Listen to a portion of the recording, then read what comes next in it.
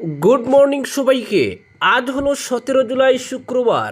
আজকের সকালের বিশেষ বিশেষ খবর হলো 3 আগস্ট অরুণোদয়ের প্রথম কিস্তি বিতরণ, 6-7 আগস্ট নিযুত মইনা নিযুত বাবুর ফর্ম বিলি। একদিন যে আসাম বন্দুক গোলাবারুদে আচ্ছন্ন থাকত, সেখানে এখন ভোর রাত অবধি জেগে আবাল বৃদ্ধ বনিতা বিশ্বকাপ ফুটবল দেখছেন। ফুটবল উপভোগ করতে গভীর রাত অবধি খোলা রয়েছে মহানগরের রেস্তোরাঁ, হোটেল। মুখ্যমন্ত্রীর মতে এটা আসামের অভূতপূর্ব রূপান্তরের যাত্রা। বৃহস্পতিবার এই মন্তব্য করেন তিনি। তাছাড়া 3 আগস্ট থেকে অরুণোদয় প্রকল্প ফের শুরু করা এবং 6-7 আগস্ট থেকে নিযুত মইনা নিযুত বাবু প্রকল্পের ফর্ম বিতরণ শুরু করার কথাও জানিয়েছেন তিনি। বৃহস্পতিবার রাতে ফেসবুক লাইভে মুখ্যমন্ত্রী আসামের ফুটবল জোরের কথা উল্লেখ করেন।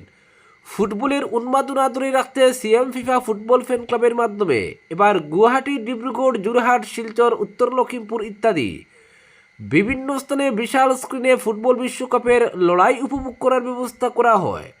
সেটা মনে করিয়ে মুখ্যমন্ত্রী বলেন, যুব প্রজন্মের সঙ্গে বিভিন্ন বয়সের পুরুষ মহিলা যেভাবে ভোর রাত অবধি ফুটবল উপভোগ করেছেন, তাতে নতুন আসামের ছবি ধরা পড়েছে।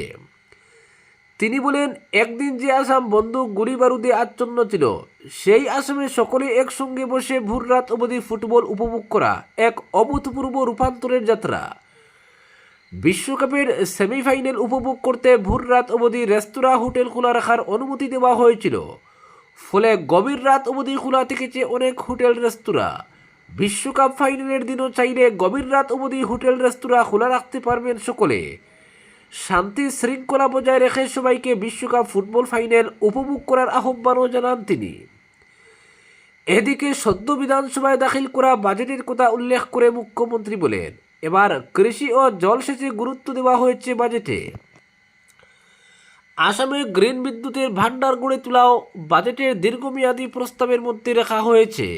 তাছাড়া 2 লক্ষ সরকারি চাকরি দেওয়ার প্রতিশ্রুতি রূপায়ণের কথা হয়েছে বাজেটে। সেই কাজে ইতিমধ্যেই হাতে কলমে নেমে পড়েছে সরকার। গত 2 মাস ধরে বন্ধ থাকা বিভিন্ন জনমুখী প্রকল্পগুলি আগস্ট মাস থেকে চালু করার কথাও জানিয়েছেন মুখ্যমন্ত্রী। তিনি বলেন, 3 আগস্ট থেকে ফের অরুণোদয় প্রকল্পের সুবিধা বিতরণ শুরু হবে। প্রত্যেক পঞ্চায়েতে ছোট ছোট সভা করে নতুন সরকারের আমলের অরুণোদয়ের প্রথম কিস্তি বিতরণ করা হবে সুবিধাভোগীদের মধ্যে। একইভাবে কলেজে ভর্তির প্রক্রিয়া সম্পন্ন হওয়ায় আগামী 6-7 আগস্ট নিযুত মইনা এবং নিযুত বাবু প্রকল্পের ফর্মও বিতরণ করা হবে ছাত্রছাত্রীদের। নির্ধারিত সময়ের মধ্যে ফর্ম পূরণ করে জমা দেওয়ার পর সেপ্টেম্বর থেকে শুরু হবে প্রকল্পের সুবিধা বিতরণ, জানিয়েছেন মুখ্যমন্ত্রী। তাছাড়া স্নাতক উত্তীর্ণদের প্রতিযোগিতামূলক পরীক্ষার প্রস্তুতি নিতে 1 বছরের জন্য জীবন প্রেরণা নামে যে প্রকল্পের অধীনে অর্থ সাহায্য দেওয়া হয়, সেপ্টেম্বর থেকে সেই প্রকল্পও ফের চালুর কথা জানান তিনি। হাইকোর্টে মামলার ফলে এতদিন ধরে কামাখ্যা করিডোরের নির্মাণও শুরু করা যায়নি।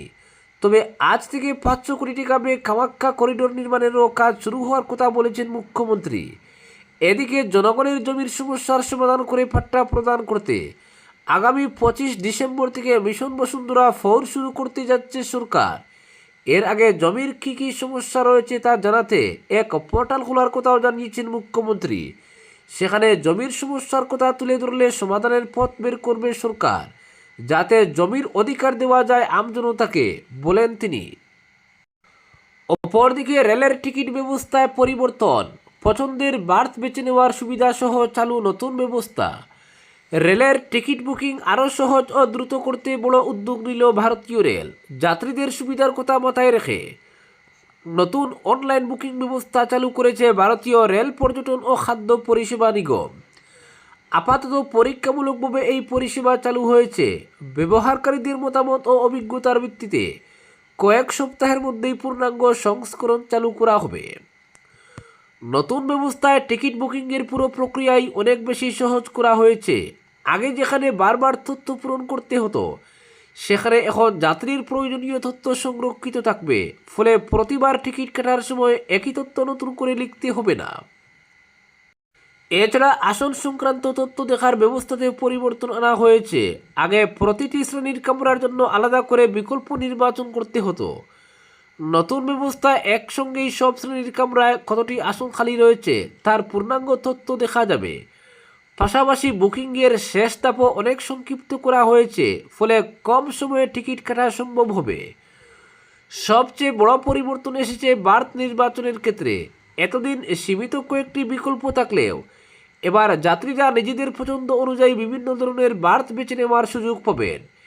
একই সঙ্গে নির্দিষ্ট দিনের ভাড়াও আগে থেকেই দেখা যাবে, যা যাত্রীদের পরিকল্পনা করতে আরও সুবিধা দেবে। রেল সূত্রে জানা গিয়েছে, নতুন ব্যবস্থার মাধ্যমে প্রতি মিনিটে প্রতি 1.5 লক্ষ টিকিট বুকিং সক্ষমতা তৈরি করা হয়েছে। পাশাপাশি যাত্রীদের প্রশ্নের উত্তর দেওয়ার সময়ও কমবে।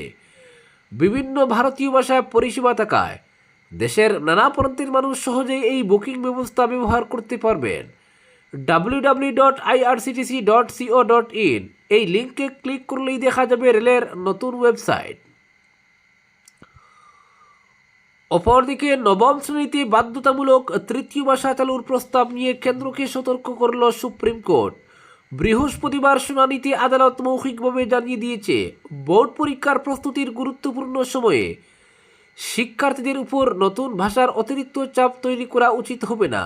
প্রয়োজনে তৃতীয় ভাষার পাঠ অনেক আগেই প্রাথমিক স্তরে চালু করার পরামর্শ দিয়েছে আদালত। বিচারপতি বিবি নাগারত্না এবং বিচারপতি আর মহাদেবনের ডিভিশন বেঞ্চের পর্যবেক্ষণ, নবম শ্রেণী থেকেই অধিকাংশ পড়ুয়া মাধ্যমিক পরীক্ষার প্রস্তুতি শুরু করে এই সময়ে নতুন একটি ভাষা বাধ্যতামূলক করলে পড়াশোনার চাপ আরও বৃদ্ধি পাবে। তাই ভাষা শিক্ষার উদ্দেশ্য ইতিবাচক হলেও তা কার্যকর করার সময় ও পদ্ধতি অত্যন্ত গুরুত্বপূর্ণ বলে মন্তব্য করেছে আদালত। শুনানিতে বিচারপতি নাগারত্না বলেন, নতুন ভাষা শেখার জন্য পঞ্চম বা ষষ্ঠ শ্রেণী অনেক বেশি উপযুক্ত। ছোট বয়সে ভাষা আয়ত্ত করা সহজ হয়, কিন্তু নবম শ্রেণীতে এসে অতিরিক্ত ভাষা যুক্ত হলে তা শিক্ষার্থীদের জন্য অপ্রয়োজনীয় চাপ তৈরি করতে পারে। নিজের শিক্ষা জীবনের অভিজ্ঞতার কথা তুলে ধরে তিনি জানান, তাদের সময় অষ্টম শ্রেণী থেকেই বোর্ড পরীক্ষার প্রস্তুতি শুরু হয়ে যেত। সেই অভিজ্ঞতার ভিত্তিতেই তিনি মনে করেন নবম শ্রেণীতে নতুন ভাষা চালু করা যুক্তিযুক্ত নয়। উল্লেখ্য, জাতীয় শিক্ষানীতি অনুযায়ী আগামী শিক্ষাবর্ষ থেকে নবম শ্রেণীতে 3 ভাষানীতি কার্যকর করার পরিকল্পনা রয়েছে। নতুন নিয়মে শিক্ষার্থীদের 3টি ভাষা পড়তে হবে, যার মধ্যে অন্তত 2টি ভারতীয় ভাষা থাকা বাধ্যতামূলক। এই সিদ্ধান্তকে চ্যালেঞ্জ জানিয়ে একাধিক আবেদন শীর্ষ আদালতে দায়ের হয়েছে। এর আগে আদালত কেন্দ্রীয় মাধ্যমিক শিক্ষা পরিষদ এবং জাতীয় শিক্ষা বিজ্ঞান ও প্রশিক্ষণ পরিষদের কাছে ব্যাখ্যা চেয়েছিল। বৃহস্পতিবারের শুনানিতে আদালত স্পষ্ট জানিয়ে দিয়েছে, ভাষানীতি কার্যকর করার আগে শিক্ষার্থীদের উপর তার বাস্তব প্রভাব গভীরভাবে বিবেচনা করা প্রয়োজন। মামলার পরবর্তী শুনানিতে কেন্দ্র তাদের বিস্তারিত অবস্থান আদালতের সামনে তুলে ধরবে। অপরদিকে স্বাধীনতা দিবসের প্রস্তুতি, 1 মাসের জন্য বন্ধ লালকেল্লা।